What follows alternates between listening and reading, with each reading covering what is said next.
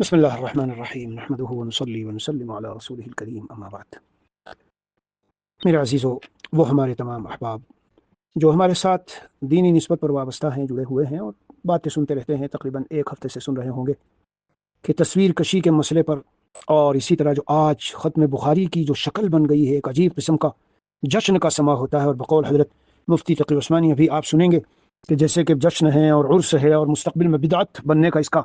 بہرحال خلاصہ یہ ہے کہ یہ مضامین ہمارے چل ہی رہے ہیں، اور اسی دوران دارالعلوم دیوبند میں انعامی جلسہ ہوتا ہے۔ اس موقع پر ہمارے استاد مشفق، بہت ہی مشفق، محترم، معظم، مخدوم و مکرم استاد محترم حضرت استاد الاساتذہ مولانا سید ارشد مدنی قدام اللہ ظلہ علی الامت الاسلامیہ وخاصۃ علی الامت الاسلامیہ الہندیہ، اللہ تعالی حضرت کے سائے کو دیر تک عافیت کے ساتھ، دینی خدمات کے ساتھ، صحت کے ساتھ اللہ تعالی امت پر قائم رکھے۔ ہم سب جانتے ہیں، کسی سے ڈھکی چھپی صورتحال نہیں ہے کہ حضرت والا باوجود اپنی پیرانہ سالی کے اور ضعف و بیماری کے اور ہر طرح کے تمام آزار کے، لیکن مسلمانوں کی خدمت کے لیے کس طرح 24 گھنٹے تگ و دو میں اور بھاگ دوڑ میں اور جد و جہد میں لگے رہتے ہیں۔ اللہ عز و جل نے خاص، یعنی یہ بڑا ہی خصوصی کرم اور فضل کا معاملہ ہے پوری، میں کہتا ہوں، ملت اسلامیہ ہندیہ کے ساتھ کہ ایسے مخلص اشخاص موجود ہیں۔ بہرحال اسی دوران تو یہ مضامین چل رہے تھے، تو حضرت استاذ کا یہ پورا ایک پیغام نشر ہوا، کسی نے لکھ کے بھیجا، کسی نے آڈیو بھیجی، کسی نے مختصر بھیجا، زائد بھیجا، کم بھیجا۔ میرا دل بہت خوش ہوا، حضرت نے بڑی وضاحت کے ساتھ اور بہت ہی درد بھرے انداز سے، بڑے درد و سوز کے ساتھ اور کڑھن اور دکھ کے ساتھ یہ بات بیان کی ہے کہ اے لوگوں، دارالعلوم کو اپنے اکابر کے طرز پر رہنے دو، ختم بخاری وغیرہ کے موقع پر بھی ہار اور پھول اور تصویر کشی اور ایک جشن کا سمے سب چھوڑ دو۔ حضرت فرما رہے ہیں کہ یہ قبولیت دعا کا وقت ہے، اور یہ ایسا موقع ہے کہ اس میں دعائیں قبول ہوتی ہے۔ اور آڈیو میں ذرا اتنا صاف نہیں ہے، مگر حضرت نے فرمایا ہے کہ میں نے انہی آنکھوں سے یہ مناظر دیکھے ہیں کہ یہاں جب ختم بخاری ہوتی اور طلبہ اس قدر روتے کہ بہت سے طلبہ بے ہوش ہو جاتے، حضرت بڑے درد سے رو کے بات فرما رہے ہیں، بے ہوش ہو جاتے اور ان کو کمرے میں اٹھا کے لے جایا جاتا۔ تو یہ تو یعنی یہ ہے اصل اس کی روح، اور یہ ہے اصل چیز۔ اور اکابر کا دارالعلوم جو تھا وہ یہی آوزاری والا، للہیت والا، تقوی اور خشوع و خضوع، انابت اللہ۔ آپ حضرت مفتی تقی عثمانی کے اسی کلام میں سن لیں گے، فرمارے اپنے دادا کے حوالے سے کہ ایک زمانہ دارالعلوم کا کہ چپراسی سے لے کر سب تک صدر، مدرس و محتمم سب صاحب نسبت اللہ والے، اور رات کے آخری حصے میں ہر طرف سے اللہ اللہ کی در و دیوار سے صدائیں آیا کرتی تھی۔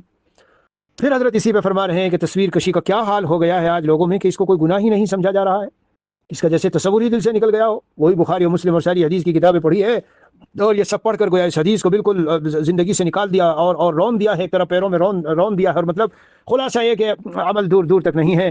اخیر میں حضرت نے پھر یہ فرمایا ہے، انقص الدین وانا حی، دین میں کچھ قطر بونت ہو اور کمی کی جائے اور میں زندہ رہوں۔ اسی طرح حضرت فرماتے ہیں کہ بھئی ہمیں بھی زندہ رہنے کا حق نہیں، اگر دارالعلوم اپنے اکابر کی راہ سے ہٹتا ہو تو بہتر ہے کہ دنیا سے چلے جائیں اس سے پہلے۔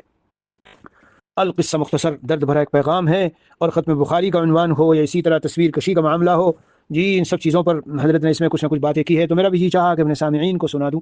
تو میرے عزیزو اس کو سن لو، اسی میں حضرت مفتی تقی عثمانی کی ایک دو آڈیو بھی ہم آپ کو سناتے ہیں، جس میں حضرت فرما رہے ہیں اصل دارالعلوم کیا تھا، اور ایک میں حضرت بخاری کے ختم بخاری کے اس پر فرما رہے ہیں۔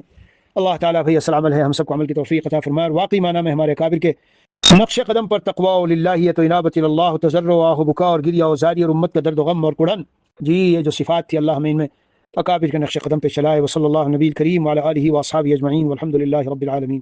اور میں بلا مبالغہ خدا کو گواہ بنا کر کہتا ہوں، میں نے دیکھا ہے کسی جگہ یہاں سپاہی ہوتی تھی، روتے روتے لوگ بے ہوش ہو جائے گا، اتنا روتے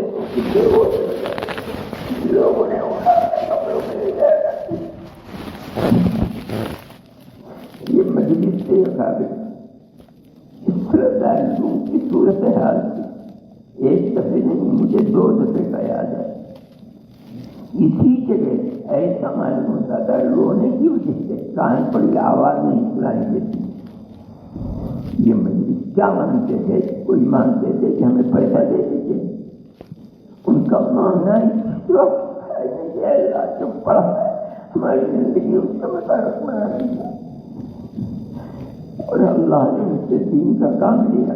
کتنے مدد سے بنے ہوئے جو ان لوگوں نے بنائے جو ہمارے خدا کابل سے وابستہ تھے، اور انہی دعاؤں کی میرے بھائی یہ ختم بخاری کوئی ایسی چیز نہیں ہے کہ آپ اپنے گلوں کے اندر ہار ڈال سکتے ہیں. آپ کوئی مجلس کریں اور نعتیہ کلام کو پیش کریں. ہمارے اکابر کا یہ طریقہ کار نہیں ہے. آپ اگر یہ کریں گے تو میں خدا کو گواہ بنا کر کہتا ہوں مجھے یہ خطرہ ہے کہ آئندہ سالوں کے اندر دارالعلوم کی عظمت سے خاک نہ مل جائے. یہ راستہ وہ ہے ہی نہیں جو اکابر کا راستہ تھا. آپ نے نہیں دیکھا ان اکابر کو اور ان کے راستے کو، تو جنہوں نے دیکھا ہے آپ ان کے لیے رسوائی کا سبب نہ بنے. آپ کو اگر گلا اپنا دکھلانا ہے، اپنی آواز دکھلانی ہے، آپ کوئی اور مجلس کر لیجیے. سال میں ایک مرتبہ جمعرات کے دن نعتیہ کلام، اگرچہ وہ بھی دارالعلوم کی روایات کے خلاف ہے، آپ کر لیجیے، بیٹھیے اس کے اندر. لیکن آپ یہ مجلس تو خالص رونے کی مجلس ہے، اور اکابر کے قول کے مطابق یہ مجلس مقبولیت دعا کی مجلس ہے. آپ اس کو پھر کود کے اندر گزارنے، اس کا مطلب ہے کہ آپ دارالعلوم کو اس کی جگہ سے ہٹا رہے ہیں. آج آپ نے یہ کیا چلانے والا اس سے درد کرے گا. پھر جن لوگوں کے گلوں کے اندر حال تھا، لوگوں نے دیکھا، میں نے مجھ سے بیان کیا کہ باہر نکل کر کے تصویر کشی ہوتی. ارے ظالم انسان، ان اشد الناس عذابا عند اللہ المصبرون. جو پڑھ کر کے آئے ہو دارالعلوم میں بخاری کے ختم کے بعد سب کو اپنے پیروں سے تم نے کچل دیا. اشد الناس عذابا کا تصور ہی ختم ہو گیا تمہارا. کدھر لے جا رہے ہو دارالعلوم کو؟ تم دارالعلوم کے نمک حلال بنو، نمک حرام نہ بنو. کہاں لے جا رہے ہو دارالعلوم کو؟ جس طرح میں آپ سے بات کر رہا ہوں، دارالعلوم کا مہمان خانہ بابو ظاہر تھا اوپر. اس کے بعد وہاں صوبہ خصوصی کی درسگاہ بن گئی. اس سے پہلے مہمان خانہ تھا. جب کوئی مہمان باہر کا آتا تھا اس کو ان چلا جاتا تھا. یہ بات میں آپ کو 70-75 سال پہلے کی بتا رہا ہوں. انور السادات اس وقت تک مصر کے وزیر اعظم نہیں بنے، بہت بعد میں بنے. ان کا ہندوستان کا دورہ ہوا اور دارالعلوم میں دیا. میں چھوٹا سا تھا. میں حضرت کے ساتھ ساتھ بابو ظاہر سے باہر نکل کر کوئی 20 قدم وہاں کھڑے ہوئے تھے اور بتلا رہے تھے کہ یہ ہے یہاں تک یہ ہے. وہاں ان کے ساتھ وزیر تھے، اپنے کیمروں کے ساتھ تھے. حضرت انہوں نے کہا یہ تصویر کی.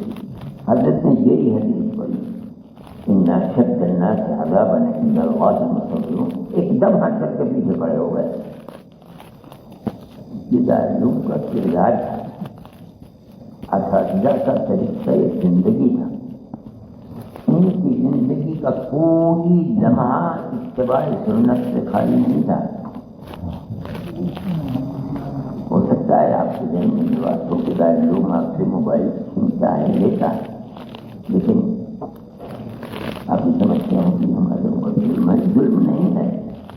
آپ کو اس جگہ پر لے کر چلنے کی کوشش ہے جو جگہ اکابر رحمہ اللہ کا طریقہ اور نبی کریم علیہ السلام کا ارشاد ہے. میرے بھائی، میں یہ بات کہتا ہوں، اگر میری زندگی ہے تو میں تو اپنی اس بات پر آیا ہوا ہوں. کوئی کچھ بھی کہے، جو اس کے خلاف کرتا اس کا مطلب ہے کہ اس نے اکابر کی زندگی کو نہیں دیکھا. اور میرا ماننا یہ ہے کہ ساتھ ضرور کرے گا، ضرور اکابر کے جوتوں کے اوپر چلتا رہے گا، نقش قدم کے اوپر.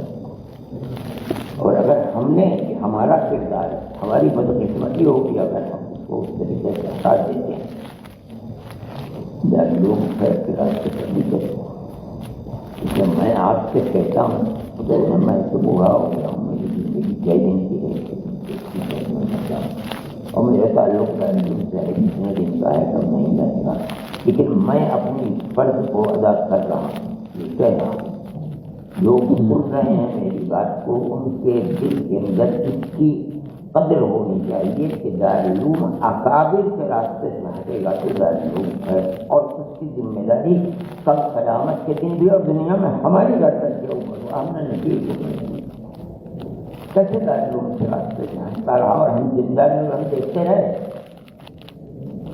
وہ تو بہت بڑی چیز تھی جس کو حضرت ابو بکر صدیق رضی اللہ تعالیٰ عنہ فرمایا قطب الدین وانا حج.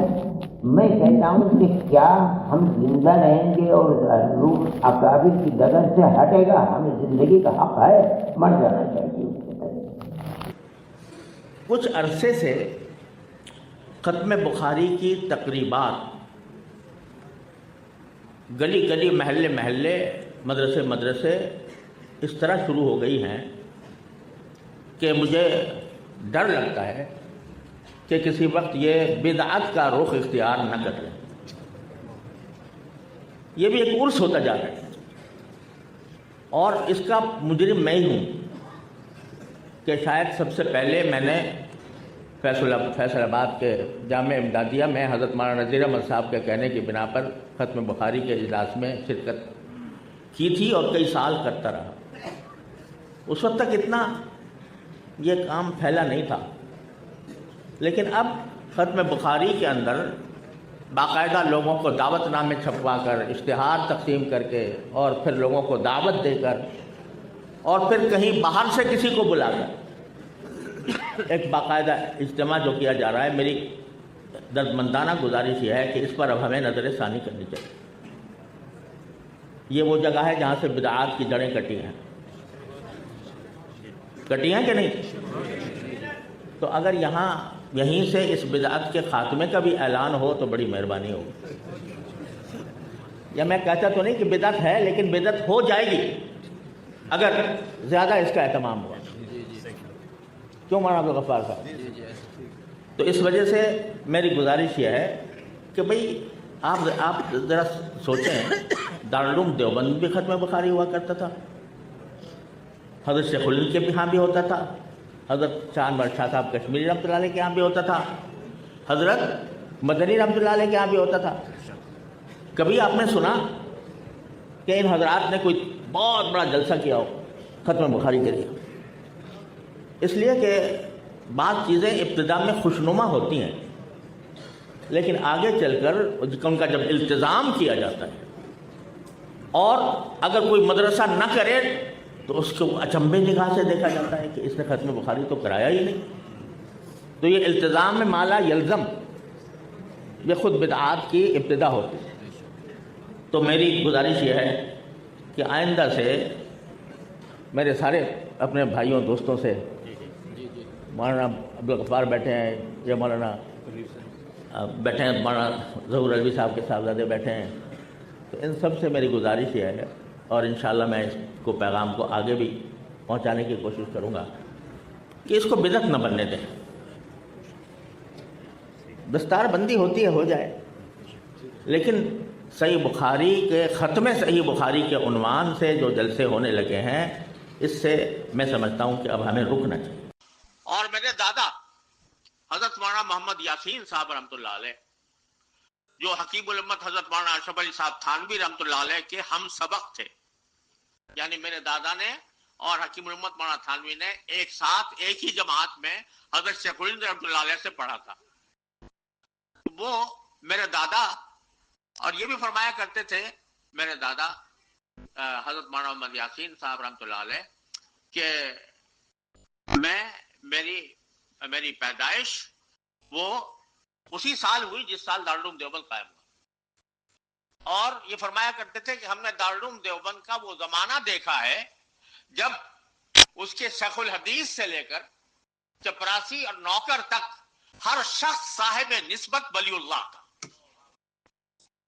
اور یہ فرمایا کرتے تھے کہ دن کے وقت میں درس گاہوں سے قرآن کریم اور احادیث کی آوازیں آیا کرتی تھی اور رات کے وقت میں وہی دارالعلوم ذکر اللہ سے گونجا کرتا تھا. یہ معنی ہے درس در مدرسہ خانقاہ دیدے. تو ہم حروف و نقوش کا علم تو بے شک حاصل کر رہے ہیں، لیکن اگر ہمارے ان